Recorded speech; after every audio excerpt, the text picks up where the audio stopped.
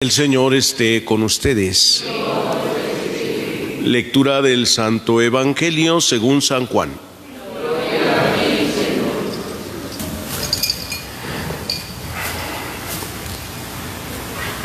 En aquel tiempo estaba Juan el Bautista con 2 de sus discípulos, y fijando los ojos en Jesús que pasaba, dijo: Este es el Cordero de Dios. Los discípulos, al oír estas palabras, siguieron a Jesús. Él se volvió hacia ellos y viendo los que lo seguían, les preguntó: ¿qué buscan? Ellos le contestaron: ¿dónde vives, Rabí? Rabí significa maestro. Él les dijo: vengan a ver. Fueron pues, vieron dónde vivía y se quedaron con él ese día. Eran como las 4 de la tarde. Andrés, el hermano de Simón Pedro, era uno de los 2 que oyeron lo que Juan el Bautista decía y siguieron a Jesús. El primero a quien encontró Andrés fue a su hermano Simón y le dijo: hemos encontrado al Mesías, que quiere decir el ungido. Lo llevó a donde estaba Jesús, y éste, fijando en él la mirada, le dijo: tú eres Simón, hijo de Juan. Tú te llamarás Kefas, que significa Pedro, es decir, roca. Palabra del Señor. Gloria a ti, Señor Jesús. Pueden sentarse un momentito.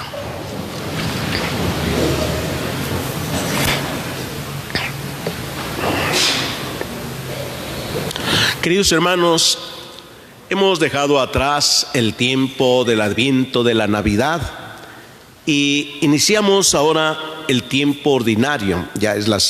Iniciamos la segunda semana. Es un tiempo de crecimiento en nuestra vida de fe. Jesús comienza su ministerio, su vida pública de adulto, 30 años. Comienza su ministerio con el anuncio del reino de Dios, y para ello comienza a buscar a su equipo de trabajo. Nadie puede trabajar solo, y para el reino de Dios menos. Eso nos enseña Jesús. Y él, aunque no necesitaba, sin embargo, empezó a buscar personas que colaboraran en la misión de la salvación del hombre. Ya desde el Antiguo Testamento, Dios se valió también de personas, seres humanos, para llevar a cabo sus planes. Por ejemplo, escuchamos hoy en la primera lectura cómo Dios llamó a Samuel para su servicio, para trabajar. Samuel no conocía a Dios, pero servía en el templo con el sacerdote Elí. Y una ocasión, dice, una noche mientras dormía, escuchó que decían: Samuel, Samuel. Y este se levanta pronto y va a ver a Elí, al sacerdote con el que trabajaba o servía, y le dice: aquí estoy, ¿para qué me has llamado? Y el sacerdote Elí le dijo: yo no te he llamado, vuelve a acostarte. Y volvió otra vez a escuchar la voz que le dijo: Samuel, Samuel. Otra vez se levanta y va a ver al sacerdote Elí: aquí estoy, ¿para qué me llamaste? Yo no te he llamado, vete a acostar otra vez. En fin, la tercera vez le llamó otra vez el Señor. Y entonces el sacerdote Elí comprendió que era el Señor quien lo llamaba. Y le dijo a Samuel: vete a acostar. Si vuelven a llamarte, responde: habla, Señor, que tu siervo te escucha. Y entonces Samuel, desde ese momento, estuvo al servicio de Dios. Y todo lo que Dios le prometía a Samuel se cumplía, todo. Dios lo llama, es Dios quien se encarga de él, le ofrece todo su ayuda, su apoyo, para que lleve la misión que le encomienda: guiar a su pueblo. Ese era el servicio, esa era su misión, que guiara a su pueblo. En el Evangelio escuchamos también este llamado también de los primeros discípulos. Dios tiene muchas formas de llamarlos. Escuchamos que mientras Jesús pasaba, Juan el Bautista dice: ese es el Cordero de Dios que quita el pecado del mundo. Pero no les dijo a sus 2 discípulos que estaban ahí con él: váyanse con él, corran, ¿no? Nomás se lo señaló: este es, si ustedes quieren seguirlo, ¿no? Ellos inmediatamente se fueron con él. Jesús voltea y les dice: ¿qué buscan? Vienen detrás de mí, ¿qué buscan? Maestro, ¿dónde vives? Vengan y lo verán. Jesús va a decirnos después en el Evangelio: miren, el Hijo del Hombre no tiene dónde reclinar la cabeza. Las aves tienen sus nidos, las zorras tienen sus madrigueras, pero el Hijo del Hombre no tiene dónde reclinar la cabeza. Entonces, seguir a Jesús significaba conocerle. Decirle dónde vives es: ¿qué tienes? ¿Ah? Sin embargo, quedaron impresionados con la forma de vivir de Jesús. Dios se manifiesta a ellos. De tal manera que Andrés, que era uno de los 2 discípulos que habían seguido a Jesús, al primero que encuentra es a su hermano Simón. ¿Cómo le diría las cosas para que pues realmente se motivara Simón a ir? Porque le dijo: hemos encontrado al Mesías, es decir, el ungido. Y lo llevó, dice, Andrés lo llevó a presentárselo a Jesús. ¿Cómo nace nuestra vocación? ¿Ustedes saben cómo nació mi vocación? ¿Quién me presentó a Jesús? ¿Quién me llevó? ¿Tendrán alguna idea? ¿Se imaginarán? ¿No? Bueno, se los voy a contar hoy rapidito, nada más en resumen, ¿Quién me llevó?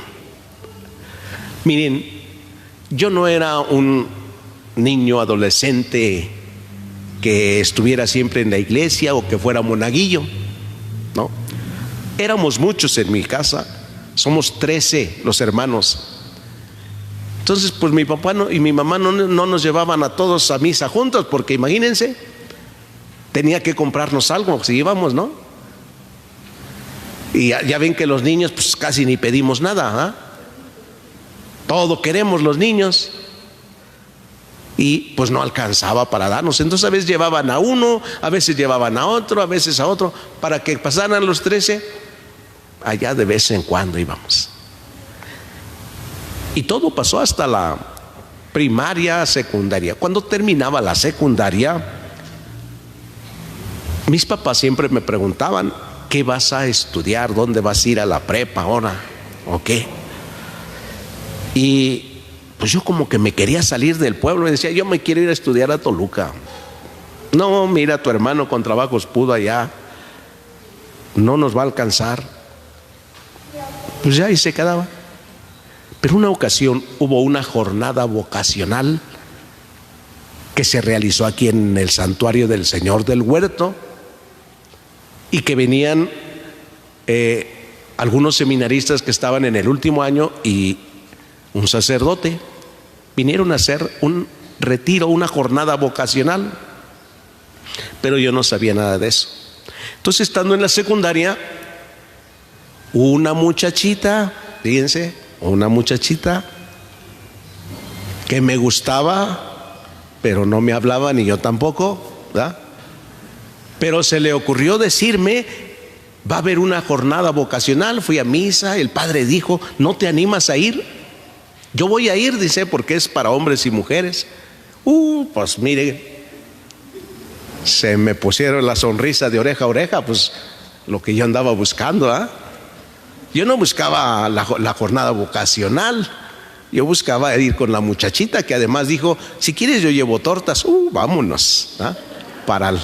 Vámonos. Y me vine a esa jornada vocacional. Fue lo único que platicamos. Pero vine a la jornada vocacional y de ahí surgió mi vocación.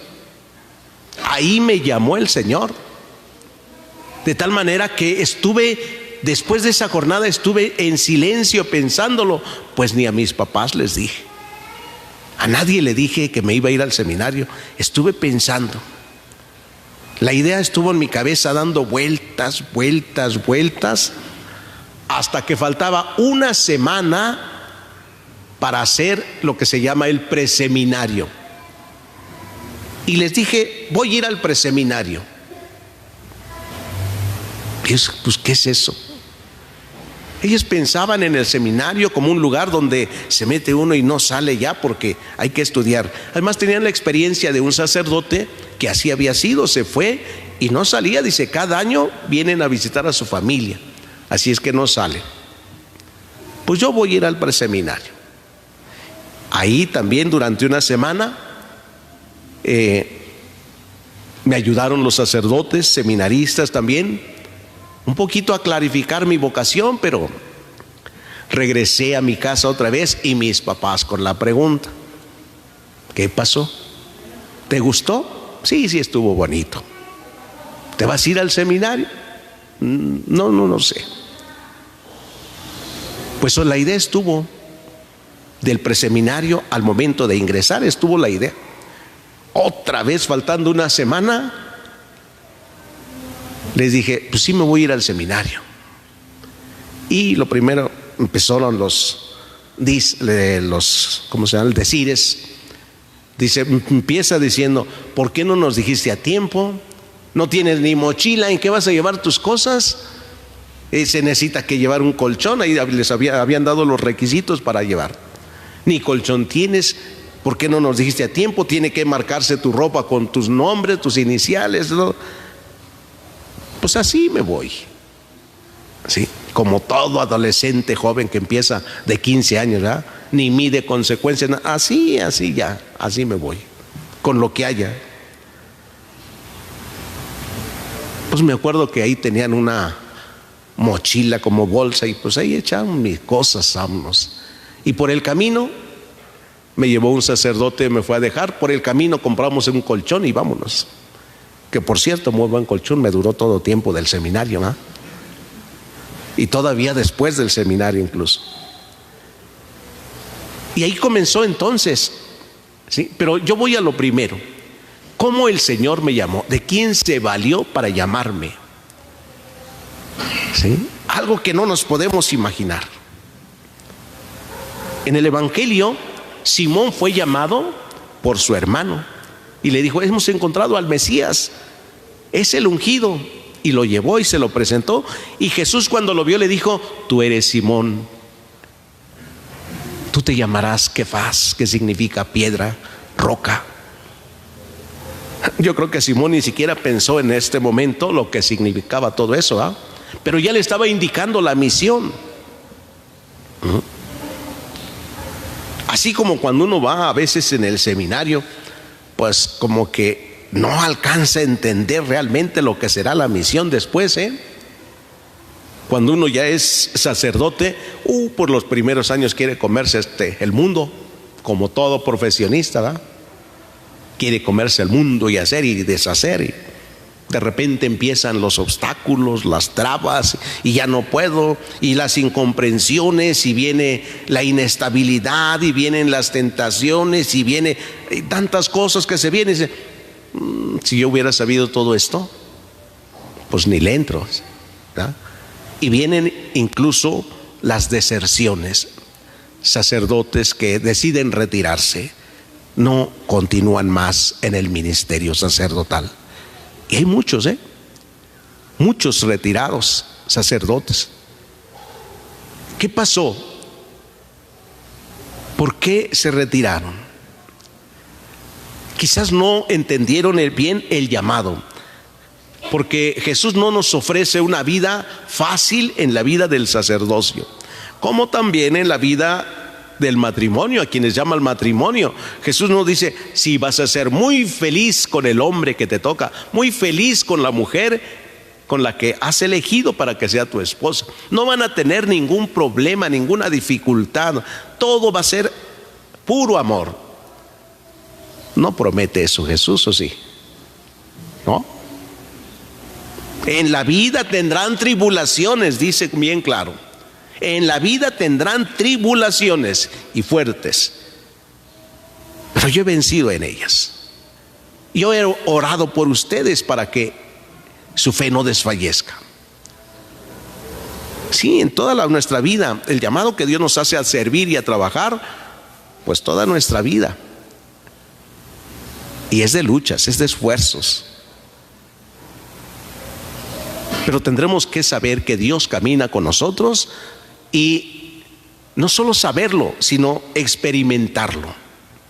¿Cómo vamos a saberlo y cómo lo vamos a experimentar? En la medida en que vivamos con Él. Pedro vivió, se quedaron con Él. Ese día, dice, Andrés y su hermano se quedaron con Jesús, lo conocieron. Hoy, queridos hermanos, cada uno de nosotros puede pensar: ¿a qué me ha llamado Dios? ¿De verdad era mi vocación el matrimonio? ¿Dios me llamó? ¿Cómo fue que Dios me llamó? Oigan, algunos se casaron por más que el papá, la mamá, la abuelita, el tío, los sobrinos, los amigos le decían: no te cases con esta persona, no te conviene. Pues de todos modos ahí van, ¿verdad? Y después viene el fracaso del matrimonio.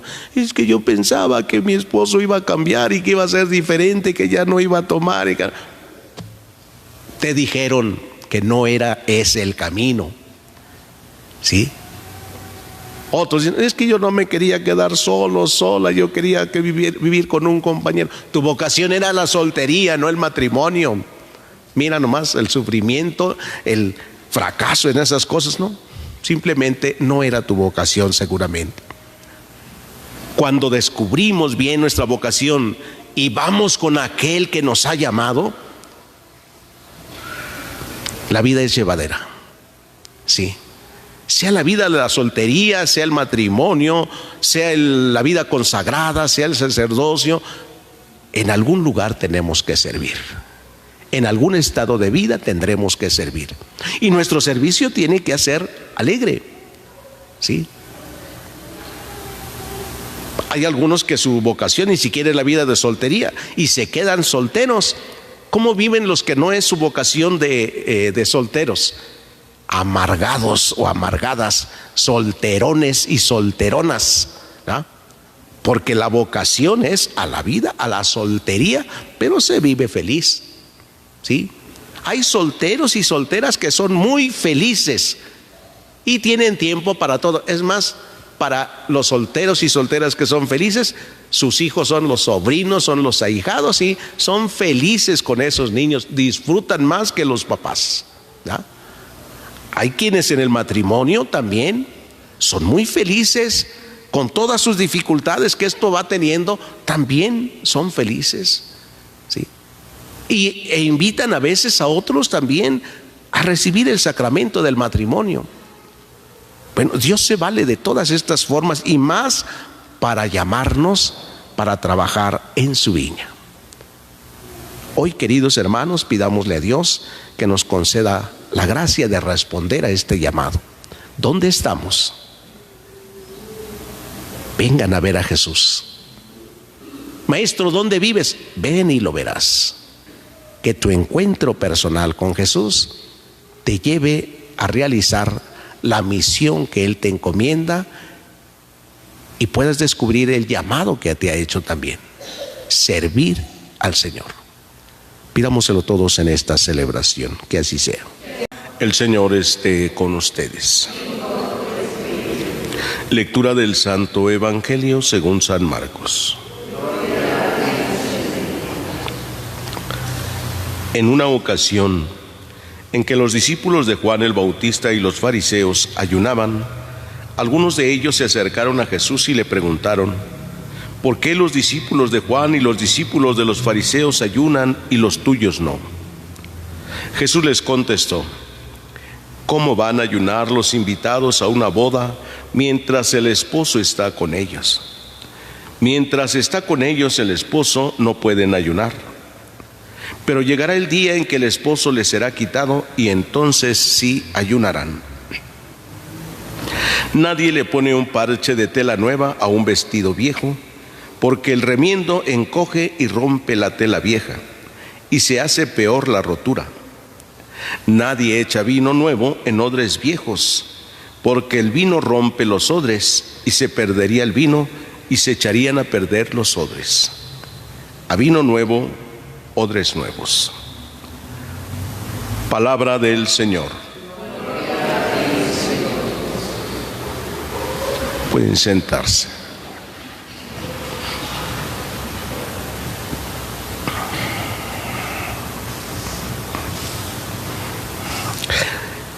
Escuchamos, queridos hermanos, en el Evangelio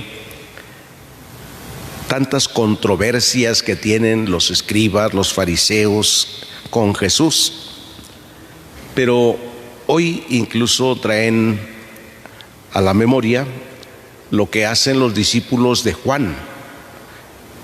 Los discípulos de Juan y los de los fariseos, dice, ayunan. Y la pregunta a Jesús es, ¿por qué los tuyos no?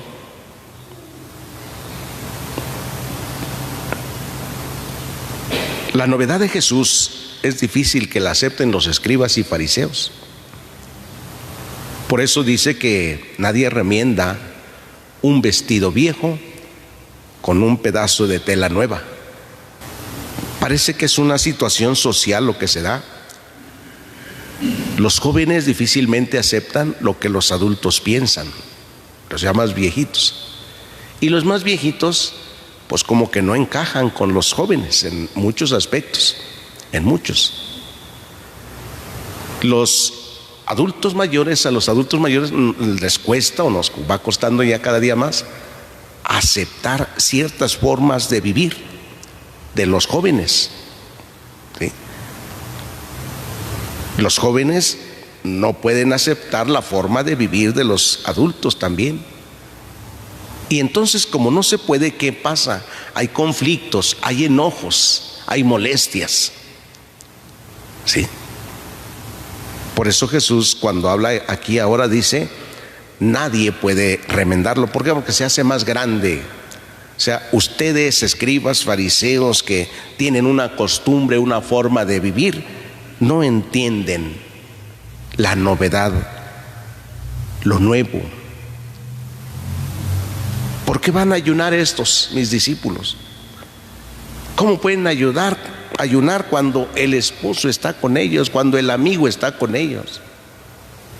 Ya vendrá el tiempo en que se los quiten y entonces sí ayunarán.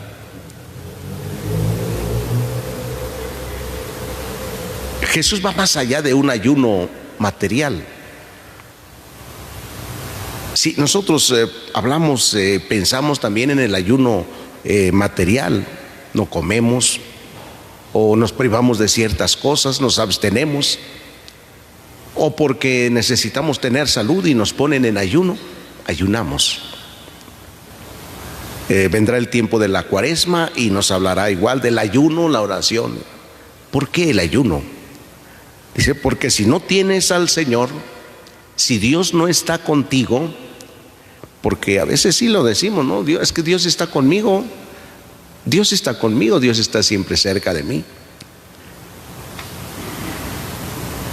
Cuando Jesús habla del ayuno, dice, vendrá el día en que no lo tengan, en que lo pierdan, y entonces sí ayunarán.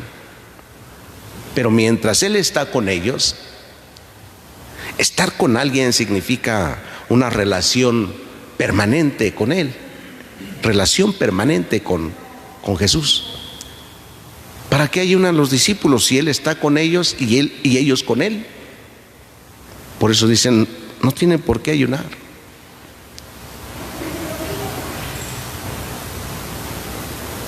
Siempre el ayuno es utilizado para tener algunos beneficios. El ayuno, cuando se habla del ayuno espiritual, del ayuno en la Sagrada Escritura, es para la búsqueda de Dios. Recordamos, por ejemplo, a los habitantes de Nínive. ¿Por qué los ponen a ayunar? Porque han perdido a Dios. porque se han apartado de Dios. Ya no está Dios con ellos. Y no está Dios con ellos no porque Dios se haya ido, sino porque ellos se han apartado de Dios. Y entonces les convocan a un ayuno, algo que les haga reflexionar, que les haga pensar que Dios no está con ellos. Les hablan de las consecuencias que vienen al no estar Dios. Y eso es parte de nuestra vida también. Cuando Dios no está con nosotros, no porque no quiera, sino porque nos hemos apartado de Él, necesitamos ayunar para reencontrarnos con Él.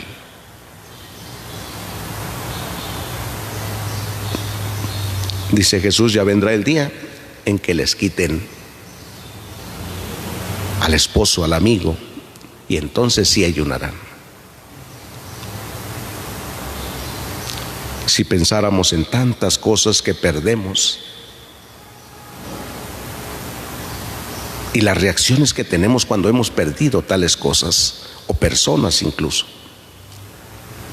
Cuando alguien muere, ahora en nuestros tiempos, cuando alguien muere, hay tantos que ahora en los medios de comunicación publican tantas fotografías de aquel ser que murió. ¿Y para qué se publica todo eso? Y mensajes, que bárbaros, excelentes mensajes, pero que nunca lo supieron los que murieron. Nunca. Y dicen a veces: es que me haces tanta falta. Cuando a veces uno conoció incluso a las personas y dice: ¿cómo te va a hacer falta si nunca lo quisiste? Si lo trataste tan mal o la trataste tan mal. Te conozco. ¿Verdad? A veces publican como si nadie los conociera, de lo que hicieron o de la forma como trataron a las personas. Más bien sienten el vacío y quieren llenarlo ahora con esas cosas. Ahora sí perdieron lo que tenían y ahora quisieran hacer el ayuno, ¿sí? Quisieran sacrificarse para recuperarlos. Hay cosas que no se recuperan, ni con ayuno siquiera. Y el encuentro con Dios tiene ese peligro, que no lo encontremos cuando nos apartamos de Él, que no lo encontremos. Corremos ese riesgo de acostumbrarnos a hacer cosas por costumbre, por tradición, y que no encontremos lo que hemos perdido. Pues, queridos hermanos, pidámosle a Dios que nos conceda la gracia de experimentar su cercanía, si está con nosotros o no está. Y si no está, entonces sí, como dice Jesús, ayunen. Ayunen, no solo privándose de cosas materiales, de cosas de alimentos. Ayunen de tantas cosas que hacemos, de actividades que realicemos para estar con Él. De eso hay que ayunar. Yo, sacerdote, ¿de qué tengo que ayunar? Y a lo mejor hasta parece que no tiene sentido. Pues sí, es un ayuno. ¿Para qué ayuno? Pues para poder dedicarle el tiempo a la búsqueda de Dios, al encuentro con Dios, ¿sí? Para eso. ¿El ayuno para qué es? Para encontrarnos con Dios. Entonces tengo que dejar tantas actividades para buscarlo. No decir, dejo las actividades porque ya me canso. No es por no querer hacerlas, es por buscar a Dios y darle el tiempo para estar con Él. No saben cuánto me ha ayudado ahora el realizar la hora santa todos los días. Por eso puedo decir ayuno de las cosas, actividades. Siempre hay a esa hora, siempre. Y siempre tengo que decir no. Y me cuesta también decir no. Hay que decir no. Y les decía, parece que debería serlo. Pues no. Y hay que aprender a ayunar y a decir, pues no. Hay algo más importante todavía que eso. mi encuentro con Dios, mi encuentro con Dios. Y más, pues yo como sacerdote tengo que hacerlo. Si yo no tengo a Dios, ¿qué puedo dar? Nada. Si yo quisiera que mi comunidad fuera distinta, que fuera mejor, pues yo tengo que empezar por mí, ser diferente. Si yo les digo oren, yo tengo que orar primero.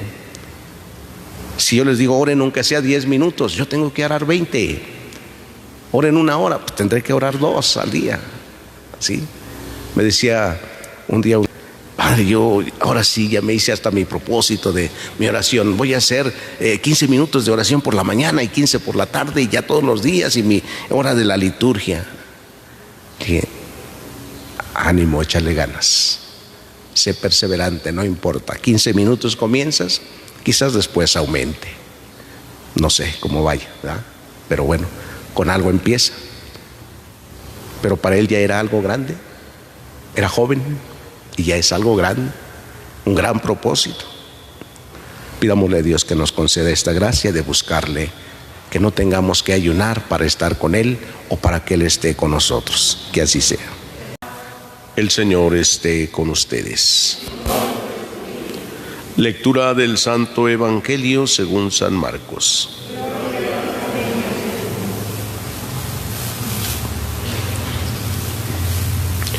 Un sábado Jesús iba de camino entre los sembrados y sus discípulos le preguntaron: ¿por qué hacen tus discípulos algo que no está permitido hacer en sábado? Él les respondió: ¿no han leído acaso lo que hizo David una vez que tuvo necesidad y padecían hambre él y sus compañeros? Entró en la casa de Dios en tiempos del sumo sacerdote Abiatar, comió de los panes sagrados que solo podían comer los sacerdotes y les dio a sus compañeros. Luego añadió Jesús: el sábado se hizo para el hombre y no el hombre para el sábado. Y el Hijo del Hombre también es dueño del sábado. Palabra del Señor. Pueden sentarse un momentito.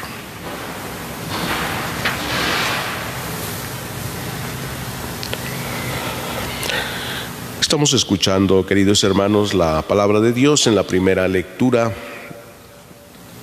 Hemos escuchado cómo Dios había elegido como rey de Israel a Saúl y Samuel lo había ungido. Pero Samuel desobedeció a Dios, ¿sí? Y ofreció sacrificios que no eran apropiados a Dios. Esto, dice Dios, lo he descalificado ya a Saúl como rey.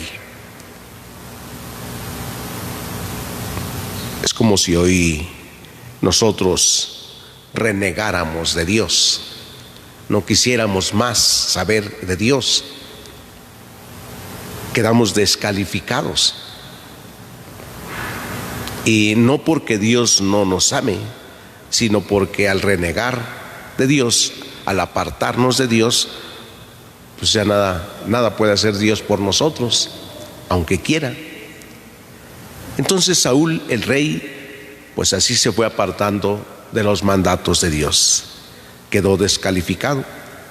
Y entonces Dios llama a Samuel y le dice: ve a ungir a la casa de, ¿cómo se llamaba?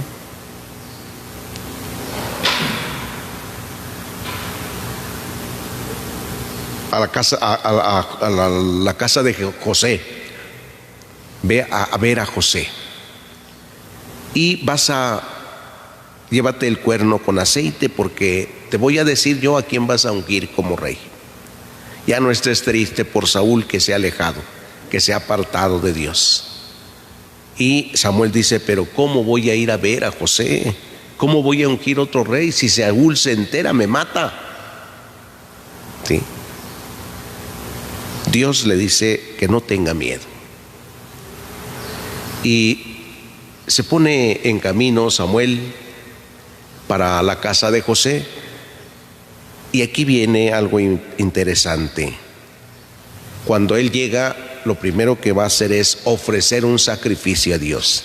Por eso Dios le dijo: llévate un cordero para que lo ofrezcas en sacrificio. Llamó entonces Samuel a José y le dijo: haz venir a tus hijos al sacrificio y después haz venirlos, porque el Señor va a ungir como rey a uno de tus hijos. Y pues empieza por el primero, que es el mayor. Además es un hombre de buena apariencia. Y Samuel dijo: pues de seguro que este es. Pero Dios le dijo a Samuel: ese no es. No te dejes impresionar por las apariencias, porque yo, el Señor, no juzgo las apariencias. Ese no es. Y miren cómo esto nos enseña también a nosotros, hermanos, a saber elegir,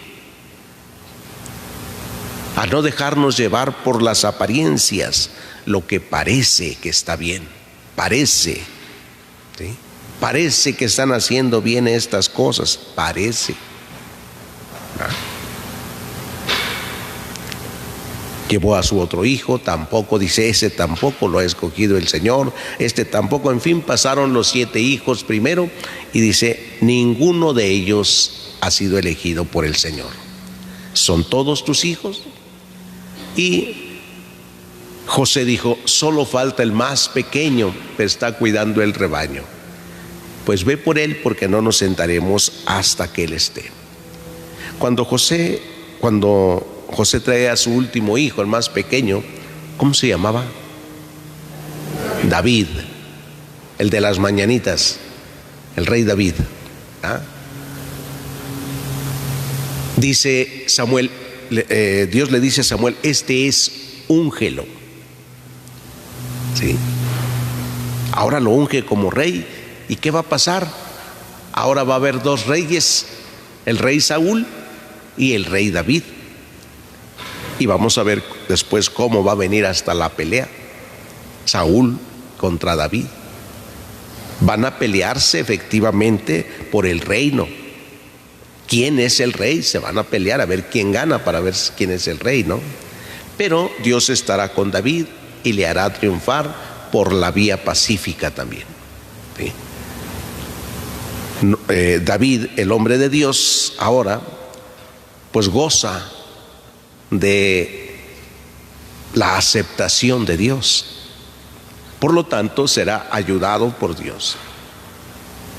Y esto, queridos hermanos, también nos hace ver a nosotros cuando gozamos de la aceptación de Dios, cuando le permanecemos fieles a Él, cuando no andamos buscando otras creencias, cuando no andamos yendo allá con los curanderos, cuando no andamos creyendo en la superstición, en la magia, en la hechicería, en los adivinos, cuando no andamos creyendo en esas cosas, gozamos de la aceptación de Dios.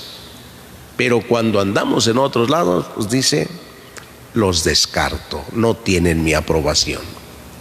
¿Sí?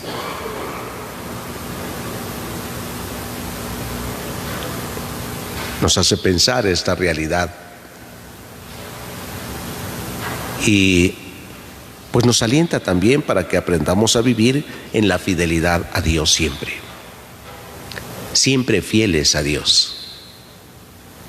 Aunque a veces venga la tentación de apartarnos de Él porque le hemos pedido y a lo mejor decimos: no me ha concedido lo que le pido, tanto que le he pedido y no me hace caso.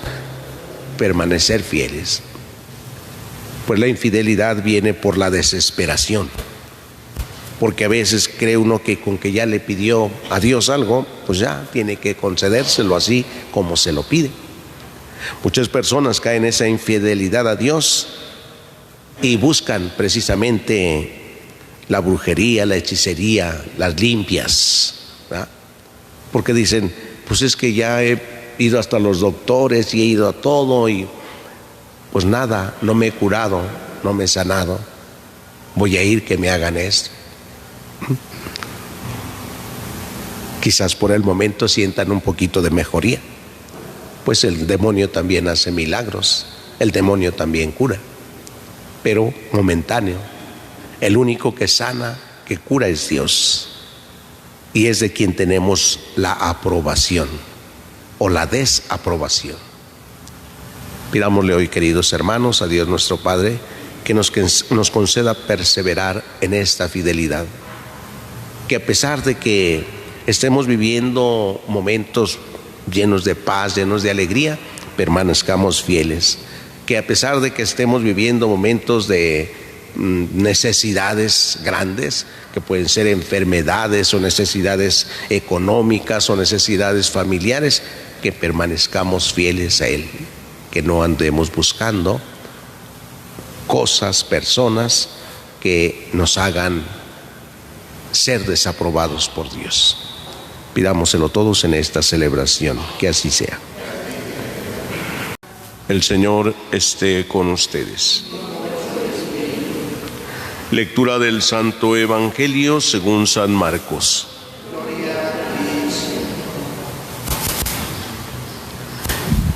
En aquel tiempo Jesús entró en la sinagoga, donde había un hombre que tenía tullida la mano. Los fariseos estaban espiando a Jesús para ver si curaba en sábado y poder acusarlo.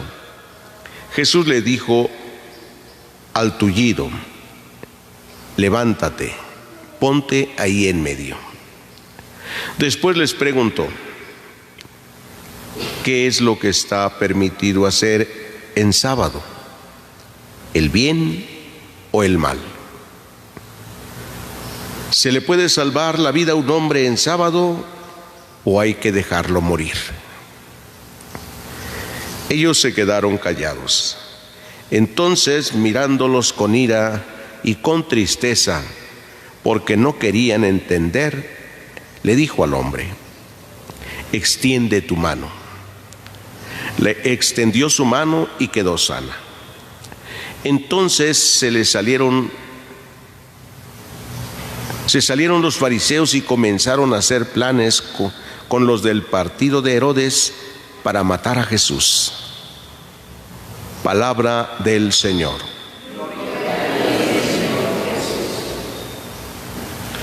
Pueden sentarse un momentito.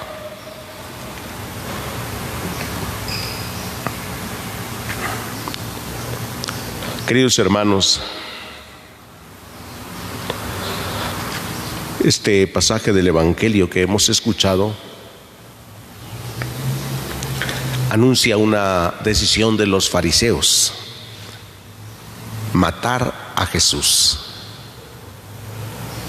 Cuando el mismo Jesús les ha preguntado qué está permitido hacer en sábado, el bien o el mal. Y con esto ya Jesús nos está enseñando para qué son las leyes. Las leyes son para hacer el bien o el mal. ¿Sí? Esto porque la ley judía impedía hacer cualquier actividad en día sábado. Por lo tanto, si hay un enfermo, la ley dice nadie puede tocarlo, mucho menos curarlo. Y por eso la pregunta de Jesús fue: ¿qué está permitido hacer en sábado, el bien o el mal?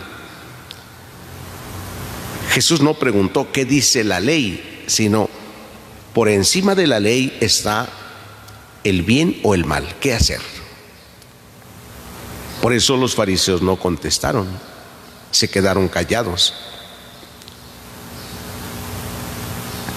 Y miren que hoy suceden muchas cosas de estas en distintos lugares.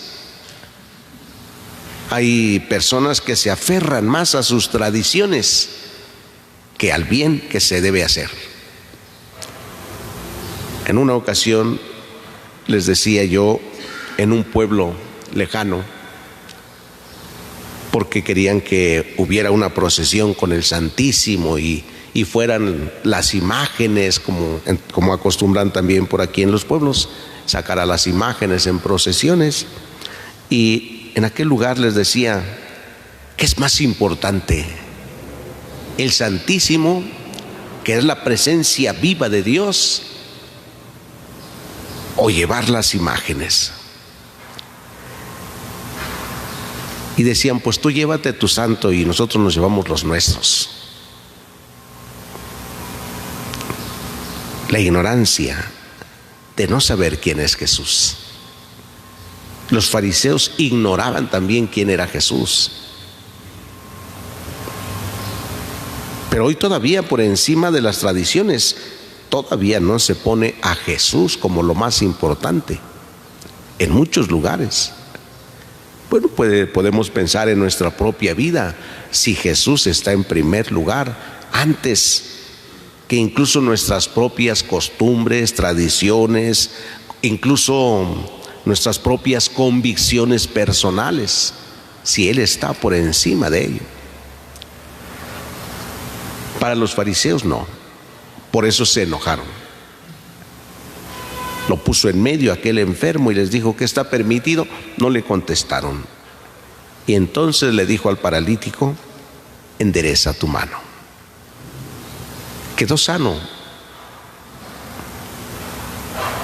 Es curioso porque en el Evangelio dice Jesús que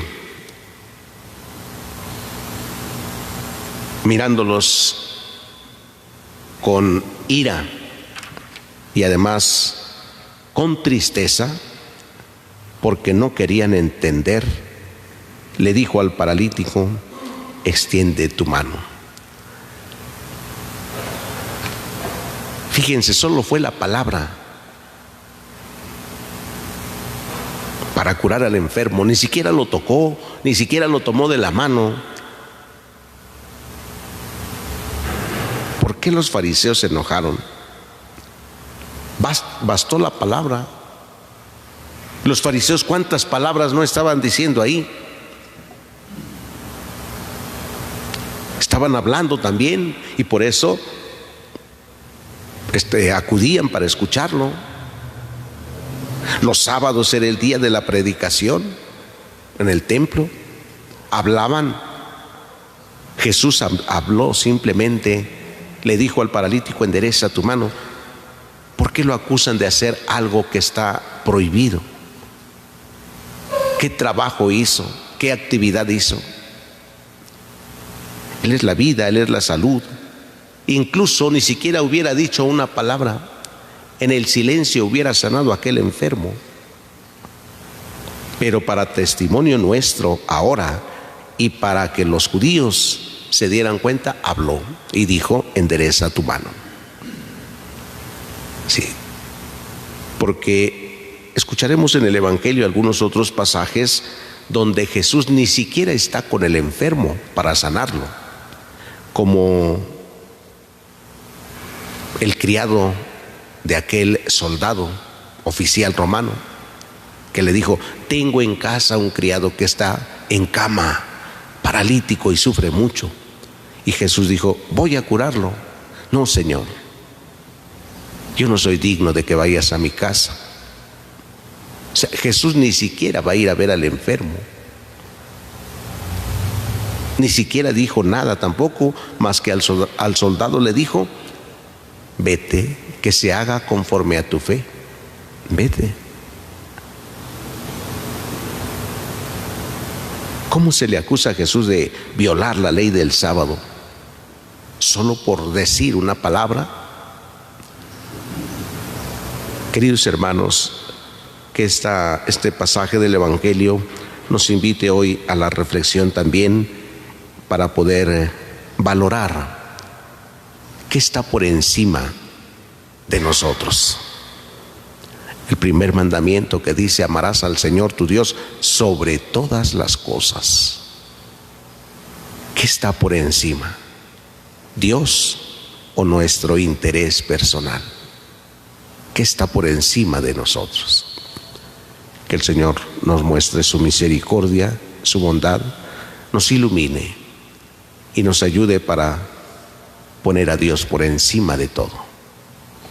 Sin Él nada, con Él todo es posible, pero solo si está por encima de nosotros. Que así sea.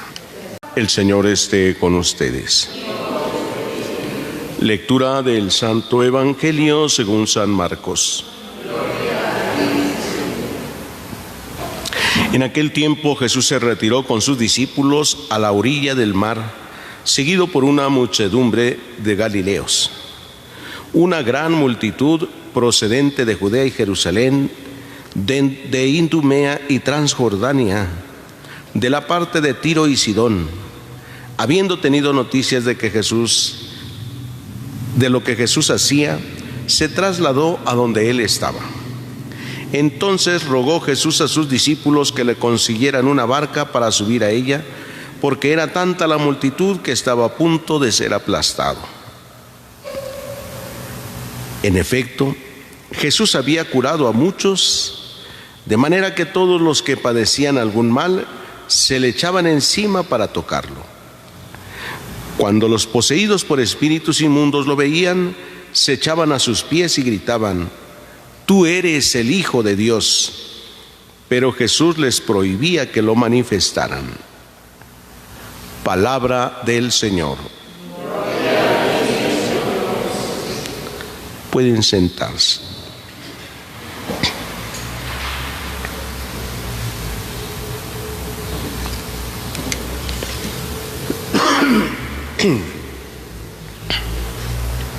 En la escena que nos presenta hoy el Evangelio,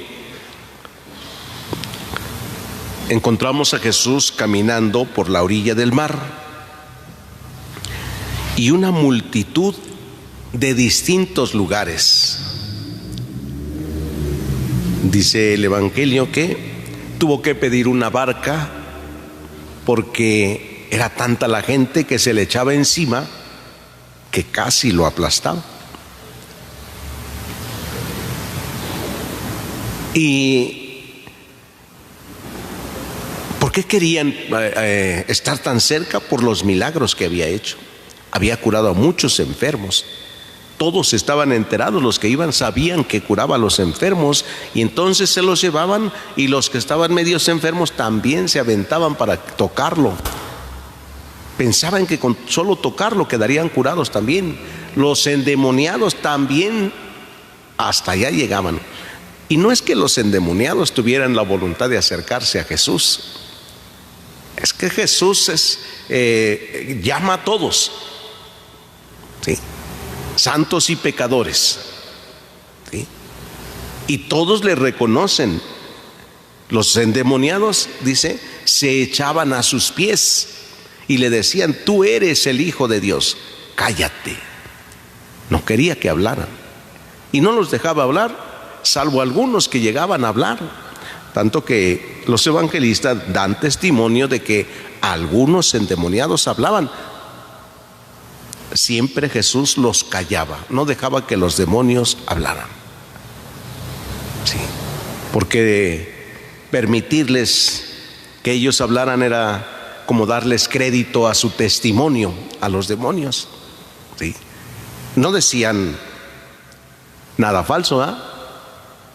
Pero ¿cuánto riesgo existía de que el demonio engañara? Si Jesús los dejara hablar, era muy fácil engañar, muy fácil. Tú eres el Hijo de Dios siempre. En las tentaciones le dijeron: tú eres el Hijo de Dios. Y está escrito esto también. Jesús se defiende con la escritura también, diciendo: también está escrito, no tentarás al Señor tu Dios. Pero no dejaba hablar entonces a los demonios. Es tanta la gente que se entera, pues que simplemente desea recibir algo de Jesús. Y sobre todo algo es la curación, los enfermos. Algunos desean escucharlo, les agrada, se sienten contentos con escuchar a Jesús. La enseñanza de Jesús siempre nos llevará a un conocimiento profundo de lo que es Dios. Cómo Dios se ha manifestado también.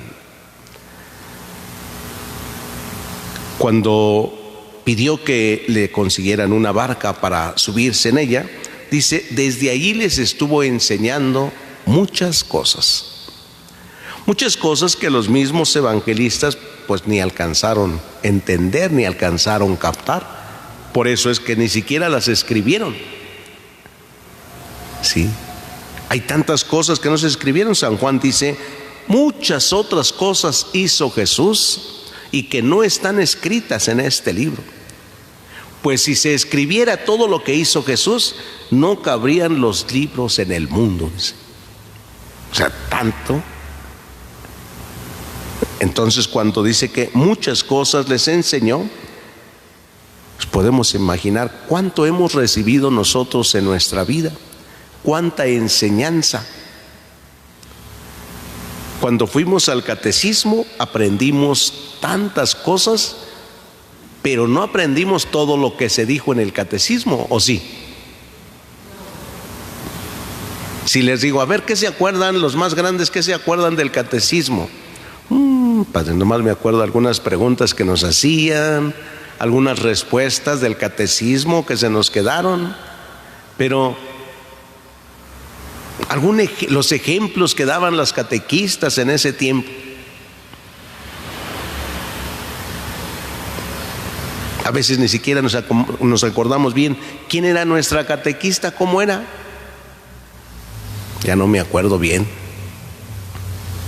Hoy las catequistas también enseñan a los niños. Y de tantas cosas que les enseñan, ¿cuánto se les queda? Casi nada, dice. Con trabajos alguna cosa. Entonces imagínense de tantas cosas que Jesús les enseñaba, ¿cuántas se les quedaban a ellos? No todas las cosas, porque a veces les llamaba la atención también. Y les decía, ustedes me siguen porque les di de comer, pero no porque quieran aprender, no porque quieran aceptar la palabra. ¿Sí? Entonces había intereses por los cuales se seguía a Jesús. Queridos hermanos, Dios nos llama también a reconocer a Jesús como nuestro Salvador. A escucharlo, sí, pero como nuestro Salvador. A escucharlo no para aprender tantas cosas que nos habla, sino aprender a vivir con lo que Él nos enseña. Jesús no está para darnos solamente cosas o resolver nuestros problemas o darnos la salud cuando estamos enfermos. No está solo para eso, es algo más. Jesús quiere nuestra propia salvación y por eso nos enseña constantemente. Su palabra constantemente nos la anuncia. Podemos escuchar el mismo evangelio todos los días, ¿sí? Y siempre será palabra de Jesús. Pues en nuestras casas, ¿qué nos enseña papá y mamá? Lo mismo siempre, ¿no? Ya hasta decimos otra vez lo mismo. Siempre sales con lo mismo. Otra vez el mismo cantar. Pues ¿qué queremos que nos enseñe? Si esa es la enseñanza para nuestro bien.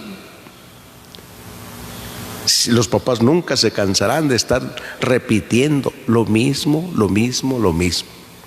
¿Por qué lo repiten? Unas veces es para prevenir y otras para corregir. Prevenir que no caigamos en tales cosas o corregir si estamos en el mal camino. Y es lo mismo. Dios nos está hablando siempre lo mismo y a veces no entendemos y otra vez nos vuelve a hablar. Dios desea el bien para nosotros. Pidámosle que nos conceda la gracia de estar siempre atentos a su palabra, aunque a veces no nos guste mucho. Lo bonito que a veces nos gusta es, ay, es que Dios es tan bueno, es tan misericordioso. Le pedimos y nos escucha por la salud y nos da la salud, lo que le pedimos, en fin. pero podemos quedarnos solo en eso, cuando Dios lo que quiere es algo más grande, el bien para nosotros, nuestra propia salvación. Nos corrige, nos orienta, nos guía. Pidámosle que nunca dejemos de escucharle y de estar atentos a su palabra y aceptarla. Que así sea. El Señor esté con ustedes. Lectura del Santo Evangelio según San Marcos. En aquel tiempo Jesús subió al monte, llamó a los que él quiso y ellos lo siguieron. Constituyó a 12 para que se quedaran con él, para mandarlos a predicar y para que tuvieran el poder de expulsar a los demonios.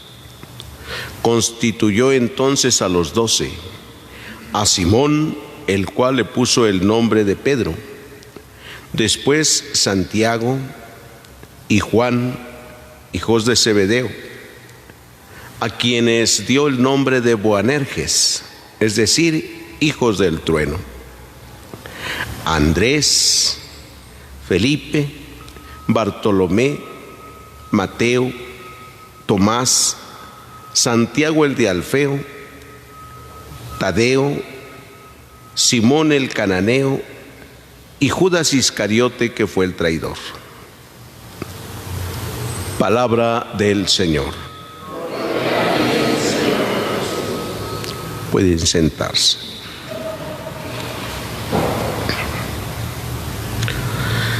Queridos hermanos, el pasaje del Evangelio que hemos escuchado de San Marcos nos refiere hoy la constitución del grupo de los apóstoles.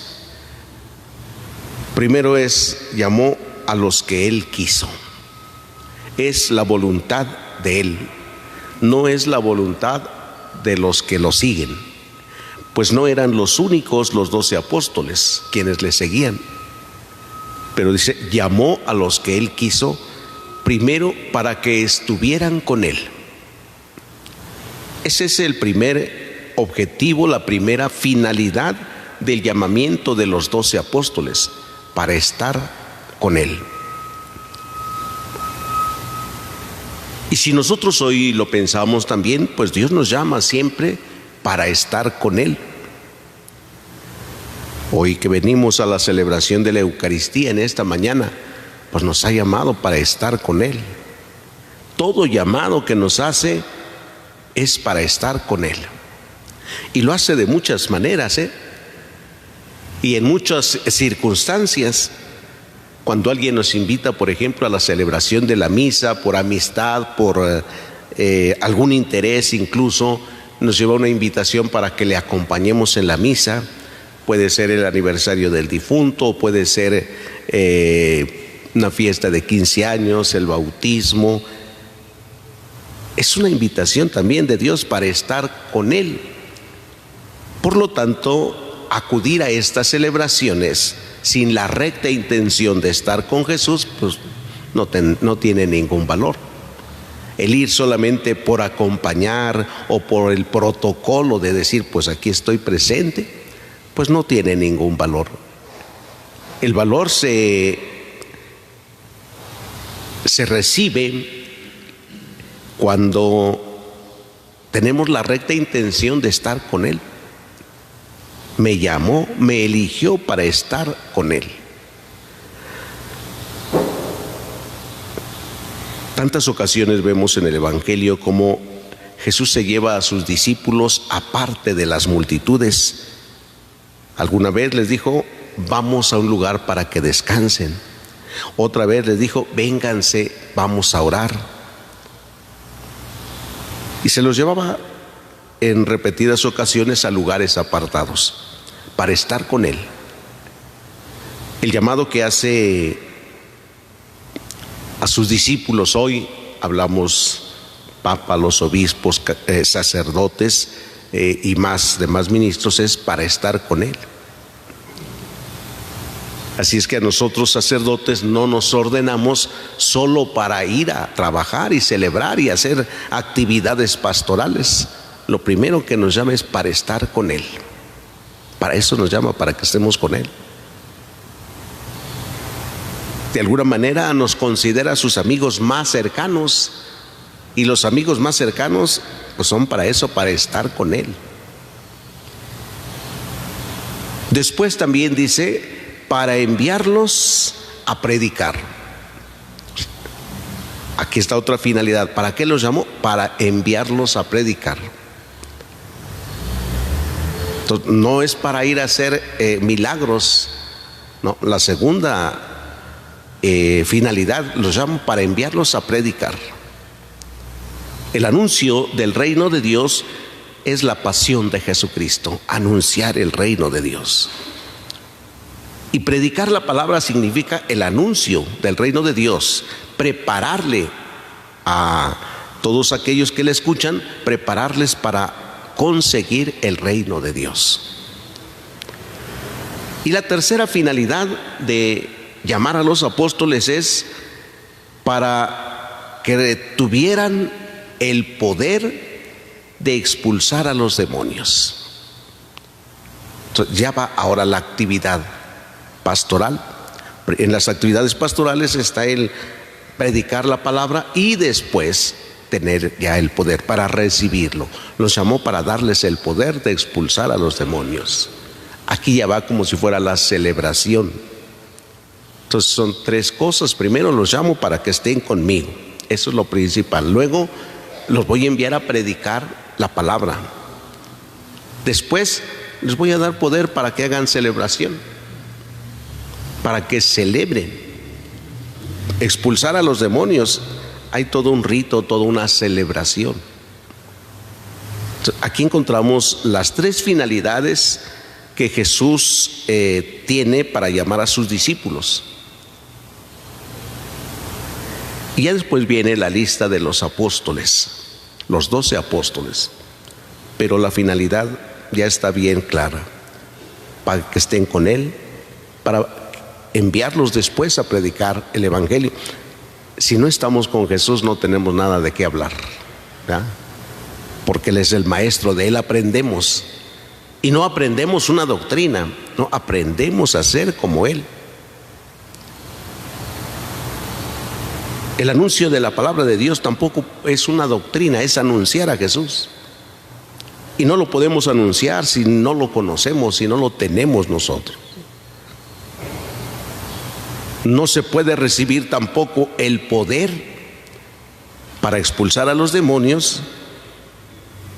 No se puede recibir el poder si no estamos con Él.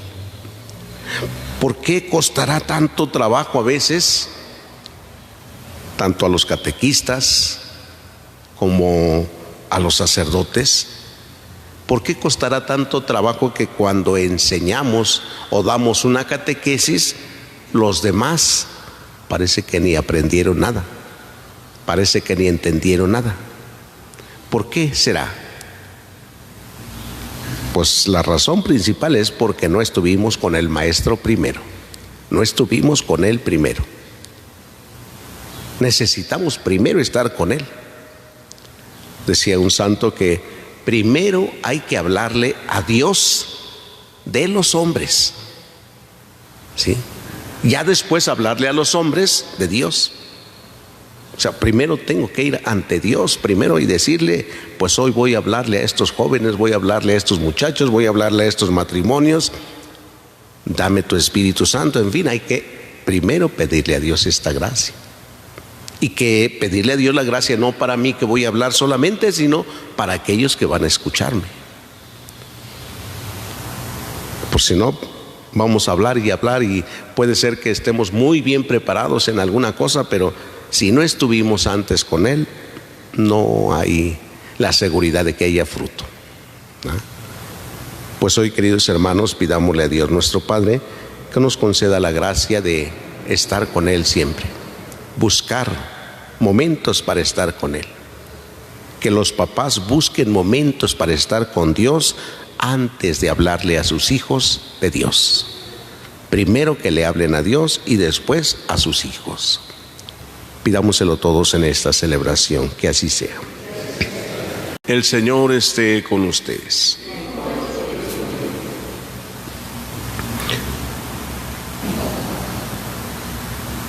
Lectura del Santo Evangelio según San Marcos.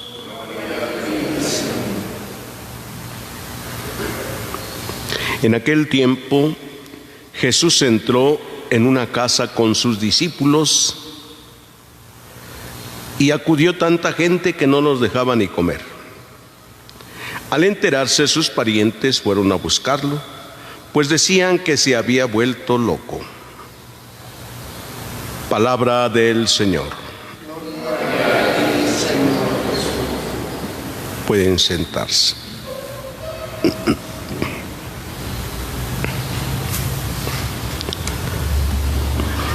Dos realidades que hoy podemos reflexionar de esta palabra de Dios que hemos escuchado.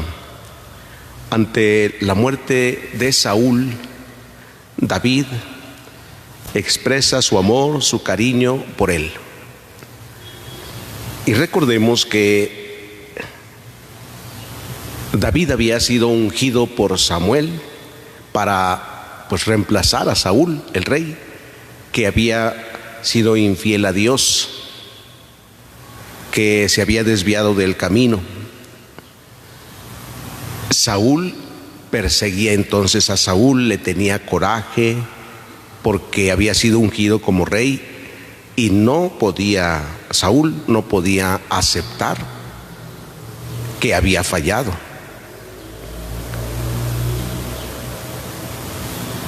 Dios había puesto a Saúl en las manos de David para acabar con él. Sin embargo, Dios le perdona la vida a Saúl. Y ahora que ha muerto, David habla muy bien de Saúl, como si hubiera sido completamente un buen rey. No habla de sus debilidades humanas. Y además siente amor, siente cariño, llora por él y hace ayuno por él. No por lástima, sino por el amor que le tiene realmente. Y esta actitud de David nos lleva a pensar también en la actitud que nosotros podríamos tener ante la muerte a veces de aquellos hermanos nuestros que en vida a lo mejor no nos trataron tan bien, no nos aceptaron tan bien. Pero nunca sentir por ellos el odio, el coraje, el rencor, como David, nunca lo sintió. Y por eso Dios hizo que la descendencia de David fuera tan grande que llega hasta Jesús a nombrarse en la descendencia, Jesús, hijo de David. Jesús viene de esta descendencia de David. Y entonces en el rey David se empieza a mostrar la bondad y la misericordia de Dios en relación con los hermanos. Ya veremos entonces cómo Jesús manifiesta todo su amor y su compasión también por todos los seres humanos, independientemente de la respuesta que le den. Hoy escuchamos, por ejemplo, en el Evangelio, este pequeño pasaje. Jesús había llegado a casa, había vuelto a la casa. Y ahí acudió mucha gente. No le daban tiempo ni de comer, lo que significa que parecían peregrinaciones, ¿no? Entran como si fuéramos a la Basílica de Guadalupe un 12 de diciembre y que no se acaban, ¿sí? Y bendiciones, se cansa un padre y sale el otro, y entra uno y sale el otro, y ahí están. No hay tiempo para descansar. Entonces no tenían ni tiempo para comer, no los dejaban por tanta gente que se reunía ahí en el lugar. Y entonces dice, fueron sus hermanos fueron a buscarlo, sus parientes, pues decían que se había vuelto loco. ¿Sí? ¿Por qué? ¿Por qué esa reacción? ¿Por qué decir se ha vuelto loco? ¿Por estar atendiendo tanta gente? No cabía en su mente en su forma de ver las cosas no cabía eso de que él pudiera atender tanta gente y al mismo tiempo, ¿no? Se había vuelto loco porque veían salir a mucha gente diferente de ese lugar, porque salían sanos, porque los demonios eran expulsados. ¿Por qué? ¿Cómo estaba actuando Jesús en ese lugar para decir que se estaba volviendo loco? ¿Qué estaba haciendo Jesús para poder juzgar de esa manera?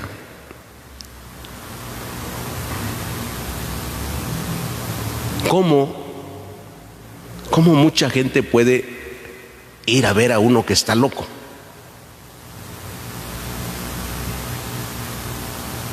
A ver, decían que se había vuelto loco. Y sin embargo, tanta gente que iba ahí, tanta gente que lo buscaba. Bueno, algunos de ustedes seguro también les dirán que están locos cuando van a la misa constantemente y dicen, estás loco, tanto. Van a rezar, estás loco, tanto. Pues sí, la gracia de Dios nos vuelve locos para estar con Él. ¿Sí? Como cuando un joven ama a su novia tanto y le dicen, estás loco para estar con esta mujer o para estar con este hombre, estás loco, estás loca, ¿no? Ahí. ¿Cómo se te ocurre andar así? El amor vuelve locos. Y el amor de Dios nos hace ver locos. ¿Sí? El amor de Dios que se manifiesta en Jesús hace que los demás digan, está loco.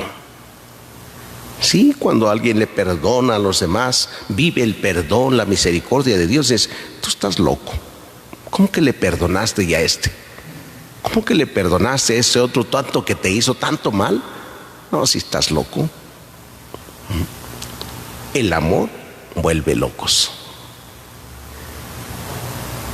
Si vemos a Jesús, pues sí, vamos a decir, oye, pues sí, como que estás loco, Jesús, porque tú pudiendo librarnos, salvarnos de cualquier forma, vas a la cruz, a la peor de las muertes.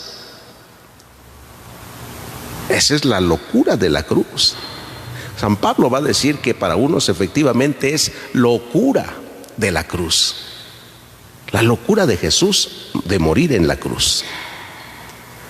Cuando Jesús les habla de la muerte a sus discípulos, de cómo va a morir, Pedro le dice, Señor, eso no te puede pasar a ti. ¿Cómo crees? Eso no se puede. Jesús le dijo, Pedro, apártate, porque tú piensas como los hombres y no como Dios.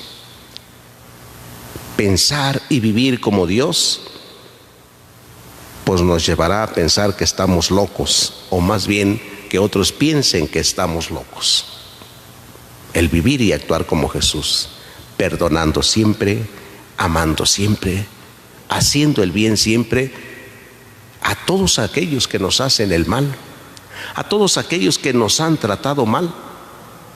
Sí, para muchos eso parecerá una locura, como les pareció lo que hacía Jesús, atendiéndolos todo tiempo, a pesar de lo que le trataban mal. Iban escribas y fariseos y de todo, y allí estaban también. Queridos hermanos, pidámosle a Dios que nos conceda la gracia de estar con Jesús como hemos visto estos días, que llamó a sus discípulos para que estuvieran con Él. Que Dios nos conceda la gracia de estar con Él para aprender a vivir como Él. Y así pasemos nuestra vida haciendo el bien. ¿A quiénes? No solo a los que nos hacen el bien, sino a aquellos que nos hacen el mal. Aquellos que nos odian, nos persiguen o calumnian, que hagamos el bien. Pidámoselo todos hoy en esta celebración, que así sea.